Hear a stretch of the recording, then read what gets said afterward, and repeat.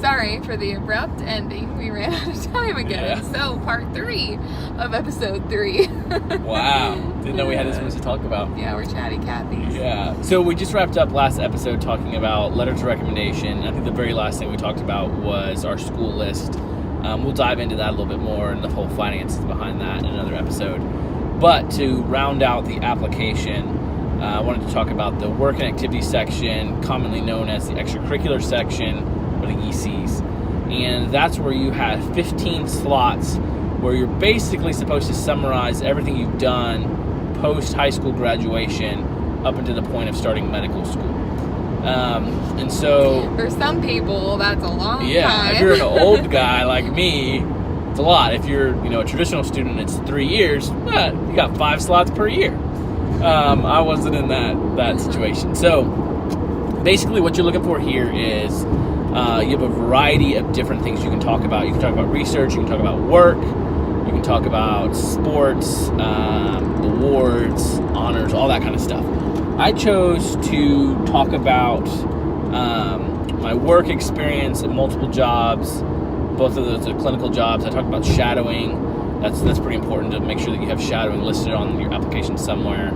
I spoke about my research, hobbies. What else did I talk about? Do you remember anything else? I'm sure there was. So like volunteer hours. So you need to talk about volunteering you did, both clinical and non-clinical, if you have those two. I talked about that school I talked about earlier. It's called Alert, where I did my paramedic training. I did a lot of other training there, and it was pretty pivotal and transformative in my life. So I talked about that as well. Did you include your family in those boxes? Why or why not?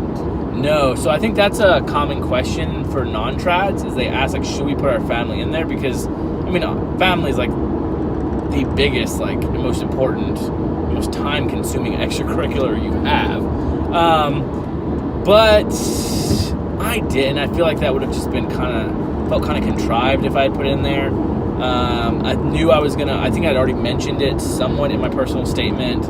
I knew I would probably write about it in my secondaries, and I would definitely talk about it in my interviews, so I didn't really feel like that was something that I needed to put in there. And also, I didn't want it to look like I was just filling spaces, trying to fill out all 15. And then finally, I really had a lot of other stuff that I wanted to put in there that I probably wasn't going to talk about in other places unless it came up in an interview. So that's why I didn't, but good question. Not that you're wrong for doing that, but I'd say most people don't put that in there. So the goal of the work and activity section is to kind of give the timeline or to show what you've been doing. Like I said, post high school, pre-med school. Don't include stuff from high school unless it was an activity that you continued throughout college. Then it's okay to put the start date being when you were in high school. But you really want to eliminate any gaps. So, say for me, I graduated high school in 2006, and then I'm applying to medical in 2018 for the 2019 start date. If I had this big gap between 2010 and 2014, that's kind of a red flag. Or just be aware they're going to ask you about what did you do for 4 years? 4 years when you go to an interview, if you get an interview. I don't think it's that big of a red flag. I don't know. So for me, I talked about the things that I did. I went to that training program right after high school. And then I just kind of went down chronologically, and I looked back over it, and I don't think there were any gaps, or if they were, they weren't very large. And the way it's structured, you have the 15 slots. You have, I believe it's 750 or maybe 700 characters to write a description of those. And what you really are shooting for here is to tell a story more than to write bullet points and be my responsibilities included blah, blah, blah. If you have a personal story of how the activity impacted you or how you impacted the activity, that's the goal. Some of those you can't do. And when it was honors and awards and scholarships, those were bullet points. I just put those down there. You also need to have a contact, if at all possible, for each of these things. So for me, that was a little tricky because I was putting stuff down from almost 10 years ago. But an email address or a phone number is great. I think AMCAS even says if you don't know anyone that's in that position anymore, or there's no contact whatsoever, list yourself as the contact. I don't really know why that's beneficial, but that's something that they recommend. So don't don't be discouraged from writing about an activity if you have no one to verify that or to list as a contact, I guess is what the takeaway from that is. And then of those 15, again, so of the 15, you get to write 750 character descriptions. And then of the 15, there's up to three, 1 to 3, where you list as the most meaningful activity. And that then opens up another essay prompt of 1,350 characters, I believe. You have to do at least one of those. You can do up to 3. And for me, because again, I'm an old guy and I'm 10 years out of high school, I had a lot of stuff to write about. I did all 3 of those.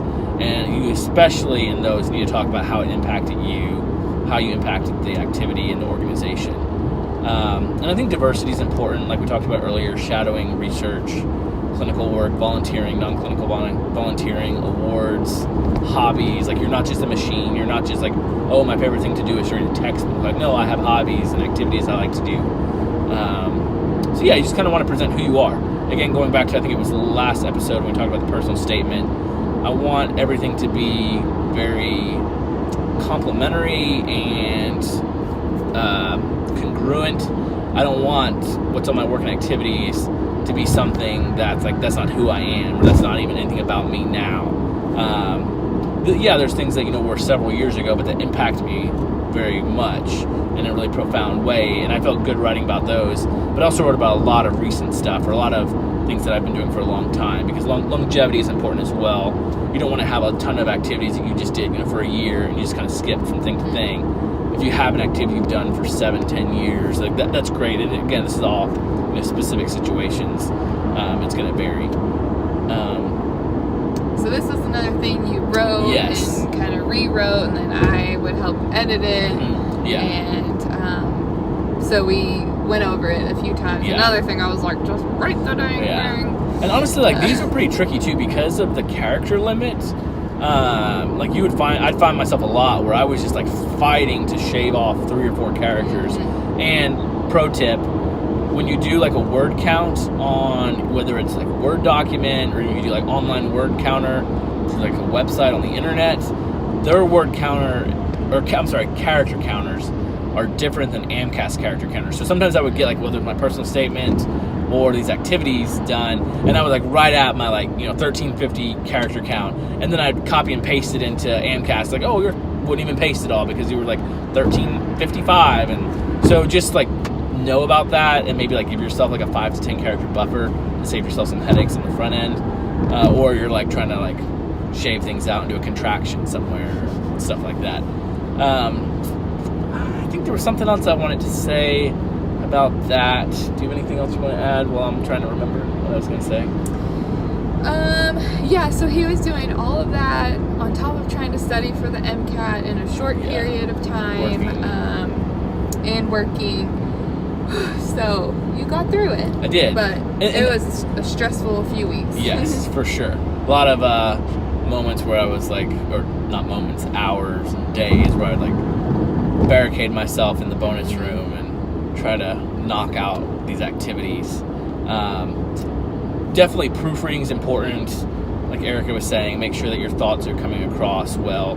But just because of the sheer number of these, and I feel like this is kind of the rule that you would hear from most people, you don't really spend as much time crafting this as you do the personal statement. I think the personal statement carries a bit more weight than that. So that's probably the big thing. And then when you submit your AMCAS, you're totally done with everything. You're ready to submit. You have to pay, of course. We talked about verification and how long that takes. It's really good if you can, and I would definitely 100% recommend this. You can print off your application and read through it. Check for any errors. Where'd you mess something up or have a typo?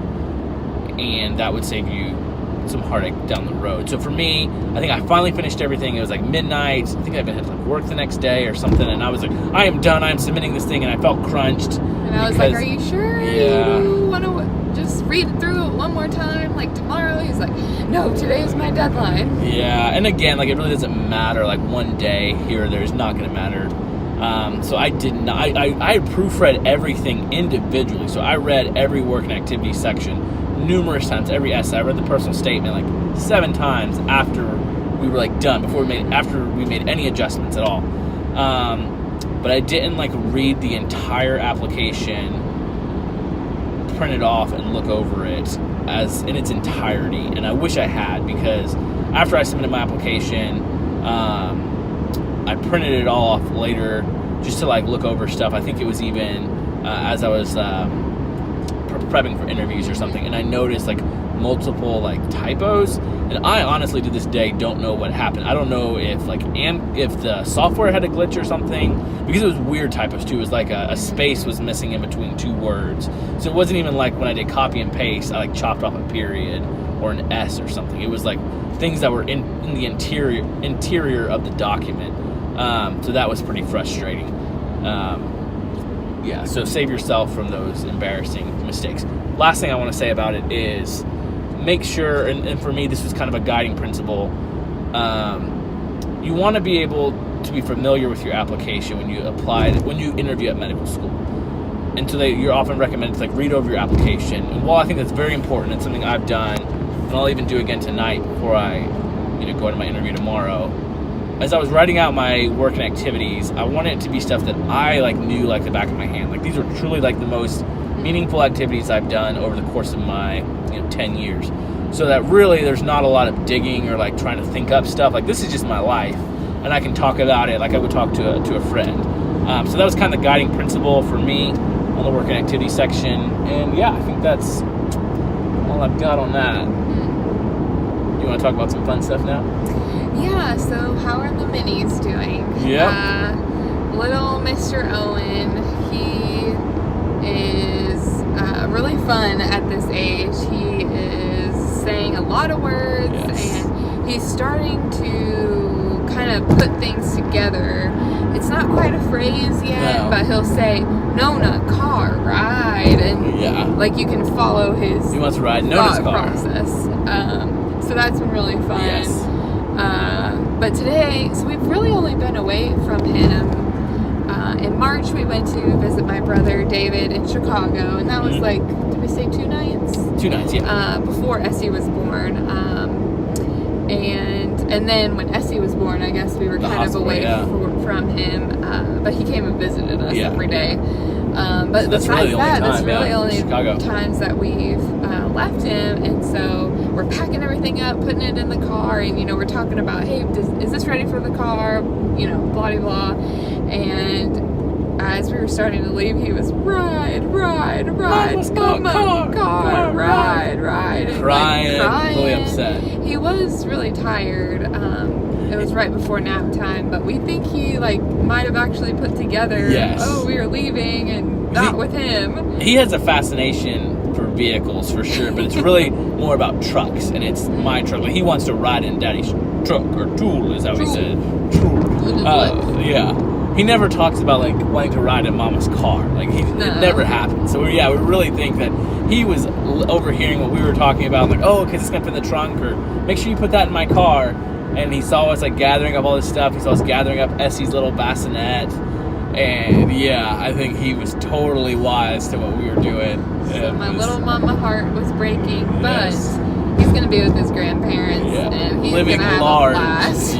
Probably getting whatever he wants. Lots of crackers. So, and peas. He'll be okay. So thanks, Nona and Poppy and Mimi and Pops, for staying with Owen Boy and letting us go on this little trip.